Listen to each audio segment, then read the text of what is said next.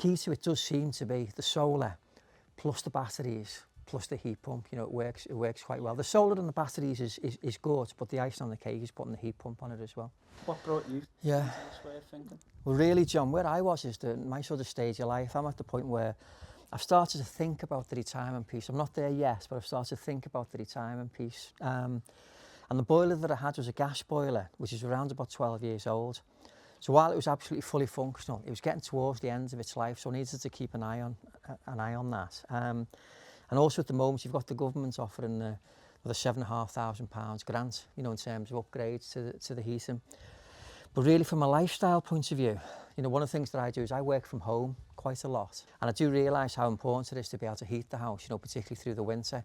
Now, the benefit that the heat pump gave us is that rather than being a gas boiler type setup, you know, where you get the heat where it pumps through at certain times of the day and it heats your house and then it comes back cool again. The benefit of the heat pump is that you really get gentle heat through the house 24 hours a day. Now, if you think about it when you're retired, that's one of the main worries that you have, you know, in terms of making sure that you sort of set up, you know, for that change of life. And that really is where my thinking was. So what we've done for you, obviously, you've got your solar, you've got your batteries, you've got your heat pump. How do you find all that fits together? Because you've obviously got the apps, you've got the monitoring side of things. Yeah, well, it all fits together really well. Because if you look at it from, probably starting off with the tariff that I use, you know, I use an overnight tariff. So I think the electricity overnight is about 7 pence a kilowatt, and then during the day it's 27, 28 pence a kilowatt. So what I'll do is that I'll charge the cars overnight, and I'll also potentially fill the batteries if I need to overnight. So basically, you know, there's a lot of, you know, sort of consumption that's going on through the night period.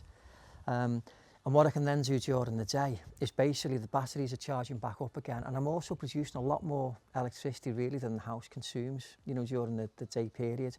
So it all fits quite nicely together. And as those batteries are filled, as you go into the evening periods when your load is a little bit more, you know, the kids come in and all that type of thing, you do then find that the batteries are available, you know, to work through the night.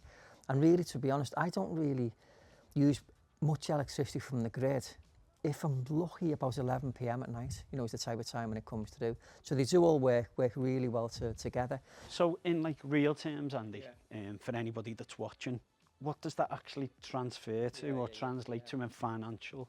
Yeah, so from my perspective, for the gas and the electricity, before I sort of made this investment, I was probably seeing about £300 a month, you know, in terms of the direct debit, you know, that I was paying through. And that's obviously quite significant, you know, that type of payment that I was having to make. And that didn't include the cars. That's before the cars, you know, sort of came onto the scene.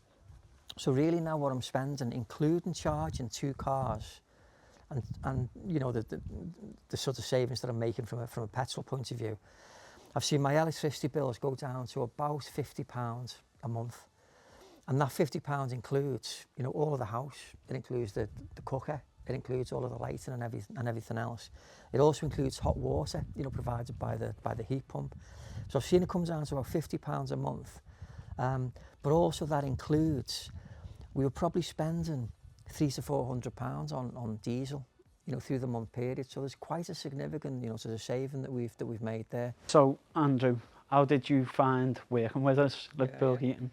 No, really good. You know, so obviously, John, you'll remember I contacted you at Liverpool Heating probably a month before the installation, something like that. And the very first thing that you said to me was to make sure that I understood, you know, that some of the myths around, you know, how heat pumps worked and the savings that you would make, you made sure that I understood that was very realistic in terms of the whole sort of financial, you know, sort of situation associated with it. But then from that point, you know, there was a full survey that was completed that took about half a day to do, really comprehensive survey, so I knew exactly what it is that we were doing. You were honest again in terms of a couple of the radiators that need to be changed, you know, so we changed a couple of the radiators out as well. But from there, it was a really simple process. It took about 4 days from what I remember. There was limited disruption, to be absolutely honest. There was a little bit of pipe work needed in some of the rooms, but you know, it was absolutely fantastic, you know, and we're seeing the benefit really every day, you know, in terms of that. But really good installation process. Thank you. Thank you. Yeah, I'd absolutely recommend Liverpool Heating. So if you want to install solar panels, click the button below, fill out some information, and a member of our team will be in touch to discuss.